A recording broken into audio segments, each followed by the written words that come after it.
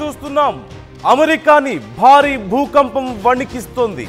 Alaska తీర ప్రాంతంలో Richter స్కేలుపై 6.2 తీవ్రతతో భూమి కంపించినట్లుగా తెలుస్తోంది. అలాస్కా, హవాయి, పసిఫిక్ ద్వీప దేశాలకు సుమారు ఆ చుట్టుపక్కల ప్రాంతాలన్నిటికీ కూడా సునామీ హెచ్చరికలు జారీ అయినట్లుగా తెలుస్తోంది. యునలాస్కా, కోడియాక్, డచ్ హార్బర్ ప్రాంతాల్లో ప్రజలను ఇళ్ల నుంచి ఖాళీ చేయించారు అధికారులు. ఒరెగాన్, వాషింగ్టన్ ప్రజలు సురక్షిత ప్రాంతాలకు తరలిస్తున్నారు. 5 రోజుల క్రిందట అలాస్కాలో భారీ భూకంపం సంభవించినట్లుగా తెలుస్తోంది. ఇప్పుడు మరొకసారి భూమి కంపించిన నేపథ్యంలో సునామీ హెచ్చరికలు జారీ చేశారు. వరుస భూకంపాలతో వణికిపోతున్నారు ప్రజలు. 5 రోజుల వ్యవధిలో రెండోసారి భూకంపం సంభవించడం, అది కూడా 6.2 తీవ్రతతో భూమి కంపించడంతో ప్రజలు తీవ్ర భయాందోళనకు గురైనట్లుగా తెలుస్తోంది. ఇళ్లు విడిచి ప్రజలు బయటకు పరుగులు తీశారు. ఇప్పటికే అక్కడ అధికారులు సహాయక చర్యలు చేపట్టారు. ప్రజలను సురక్షిత ప్రాంతాలకు తరలిస్తున్నట్లుగా తెలుస్తోంది. అలాగే వాషింగ్టన్ ప్రజలు సురక్షిత ప్రాంతాలకు వెళ్తున్నారు. ఒరెగాన్ను కూడా పూర్తిగా ఖాళీ చేయిస్తున్నట్లుగా తెలుస్తోంది. మరోవైపు అలాస్కా, హవాయి, పసిఫిక్ ద్వీప దేశాలకు సునామీ హెచ్చరికలు జారీ చేసినట్లుగా తెలుస్తోంది. భూమి భారీగా కంపిస్తున్న తరుణంలో సునామీ వచ్చే ప్రమాదం ఉందంటూ అధికారులు హెచ్చరికలు జారీ చేశారు. వరుసగా ఇలా న్యాచురల్ డిజాస్టర్స్తో అమెరికా అల్లాడుతోంది. ఇప్పటికే $1 బిలియన్ నష్టపోయింది. మొన్న చూసాం మనం, టెక్సాస్లో వచ్చినటువంటి వరదలు చూసాం.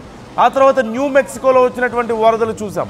ఇలా వరుసగా వచ్చినటువంటి వరదలు, ఆ తర్వాత ఇప్పుడు భూకంపాలు, సునామీ హెచ్చరికలతో అసలు ఏం జరుగుతోంది అమెరికాలో? వరుసగా జరుగుతున్నటువంటి ఈ ప్రకృతి విపత్తులు, ప్రకృతి ప్రళయాలకు కారణం ఏంటి అంటూ ప్రజలు సైతం భయాందోళనకు గురవుతున్నారు.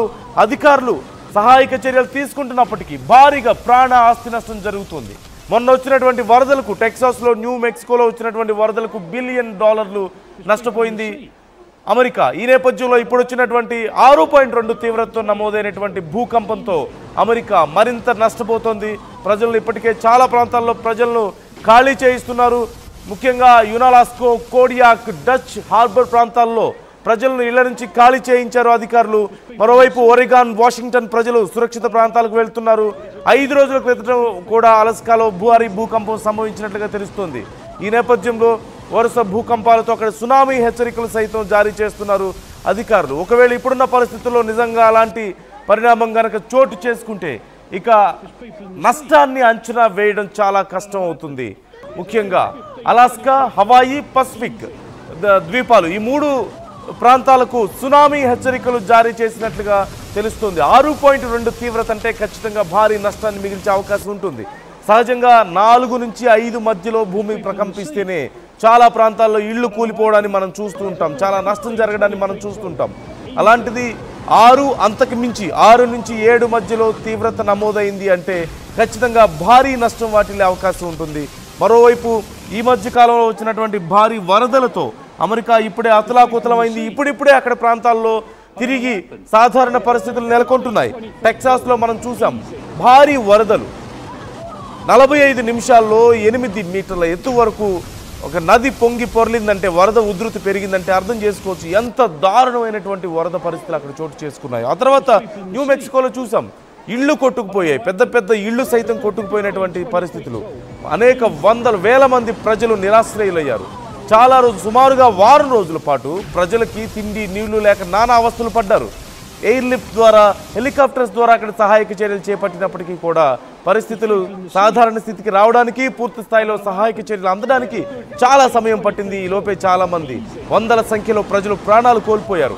$1 బిలియన్ నష్టం, ఆస్తి నష్టాన్ని మనం చూసాం. ఇప్పుడు భూకంపంతో మరొకసారి అమెరికా వణికిపోతోంది.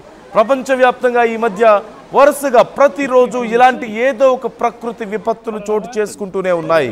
భారతదేశంతో సహా ఢిల్లీలో వచ్చిన భూకంపాన్ని మనం చూసాం, అరుణాచల్ ప్రదేశ్ వరదల్ని మనం చూసాం, ఆ తర్వాత చైనా సరిహద్దుల్లో వచ్చినటువంటి వరదలు మనం చూసాం, నేపాల్ చైనా సరిహద్దుల్లో వచ్చినటువంటి వరదలు, అలాగే చైనాలో ప్రావిన్సులు కొట్టుకుపోయినటువంటి పరిస్థితి మనం చూసాం, జపాన్లో వచ్చినటువంటి భారీ భూకంపాలు మనం చూసాం. అసలు మొత్తం సర్వనాశనం అవుతుందంటూ అందరూ చాలామంది ఎక్స్పెక్ట్ చేశారు, అక్కడ భావించారు. కానీ త్రుటిలో పెను ప్రమాదం తప్పింది. జపాన్లో వరుసగా భూకంపాలు వారం రోజుల పాటు వణికించాయి. అక్కడ సునామీ హెచ్చరికల్ని చూసాం. చిన్న చిన్న ద్వీపాలని ఖాళీ చేయించడాన్ని మనం అక్కడ చూడొచ్చు. అలాగే ఐస్లాండ్లో మనం చూసాం భారీ అగ్నిపర్వత విస్ఫోటనాన్ని మనం చూసాం. ఇలా ఇప్పుడు అమెరికాలో మనం పరిస్థితులు అలాగే చూస్తున్నాం. ఇలా వరుసబెట్టి ప్రపంచ దేశాల్లో అగ్రదేశాల్లో సైతం వరుసబెట్టి ప్రకృతి విపత్తులు సంభవిస్తున్న నేపథ్యంలో ఇలాంటి విషయాల్లో ప్రజలకి రోజు రోజుకి ఏదో భయాందోళన పెరుగుతుందనే చెప్పాలి. ప్రపంచవ్యాప్తంగా ఇలాంటి ప్రకృతి విపత్తులకు కారణం ఏంటి? వరదలను ఎందుకు అంచనా వేయలేకపోతున్నారు? వర్షాలు ఏ స్థాయిలో కురుస్తాయో ఎందుకు అంచనా వేయలేకపోతున్నారు అనేది ఒక కీలకమైనటువంటి అంశం. అంటే అంచనాలకు మించి ప్రకృతి ప్రకోపిస్తున్నటువంటి తీరు మనం చూస్తున్నాం. ఈ నేపథ్యంలో అమెరికా ముఖ్యంగా వరుసగా ఏదో ఒక న్యాచురల్ డిజాస్టర్స్తో అల్లాడిపోతుంది. ప్రజలు తల్లడిల్లిపోతున్నటువంటి పరిస్థితి మనకు కనిపిస్తుంది. భారీగా ప్రాణ నష్టం, భారీగా ఆస్తి నష్టం, బిలియన్ డాలర్ల నష్టాన్ని మనం చూస్తున్నాం. ఓవైపు అమెరికా ప్రపంచ దేశాలన్నీ కూడా చాలా దేశాలు యుద్ధాలతో సతమతం అవుతుంటే అమెరికా మాత్రం ఈ న్యాచురల్ డిజాస్టర్స్తో సతమతం అవ్వాల్సినటువంటి పరిస్థితి కూడా మనకు కనిపిస్తుంది. ఇలా వరుసగా చూస్తూనే ఉన్నాం. సెంట్రల్ టెక్సాస్లో మనం చూసాం జూలైలో వచ్చినటువంటి వరదలే సెంట్రల్ టెక్సాస్ మొత్తం ఫ్లడ్స్ అంతా కూడా పూర్తిగా ఆ ప్రాంతాన్ని తల్లక్రిందులు చేసినటువంటి పరిస్థితి మనం చూసాం.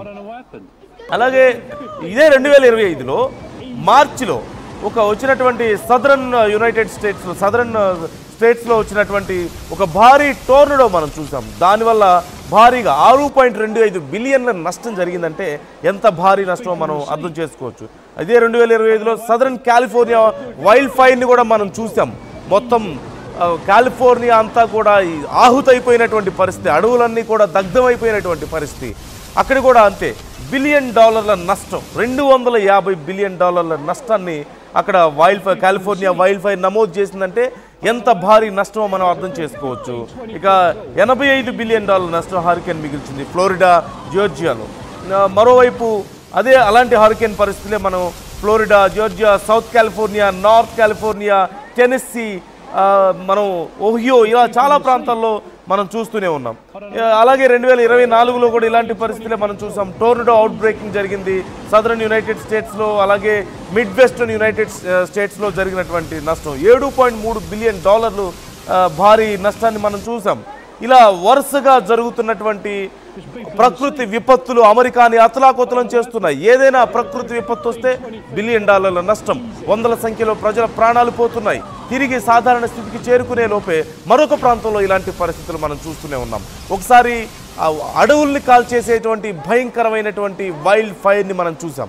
మరొకసారి భూకంపాన్ని చూస్తున్నాం, సునామీ హెచ్చరికలను చూస్తున్నాం, భయంకరమైనటువంటి వరదల్ని చూస్తున్నాం.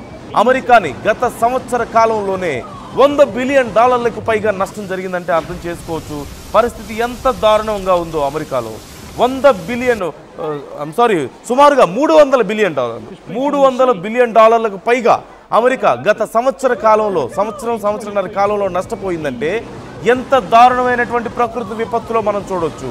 మరోవైపు ప్రపంచ దేశాలు కూడా ఇదే పరిస్థితిని ఎదుర్కొంటున్నాయి. చైనాలో ప్రావిన్స్లు కొట్టుకుపోయినటువంటి పరిస్థితి మనం చూసాం. మరోవైపు నేపాల్ బోర్డర్లో చూసాం, భారతదేశంలో చూసాం, అలాగే జపాన్లో చూసాం పరిస్థితి ఎంత దారుణంగా ఉందో. ఇలా ప్రపంచ దేశాల్లో ఎక్కడో చోట ఇలాంటి పరిస్థితులు మనం చూస్తూనే ఉన్నాం.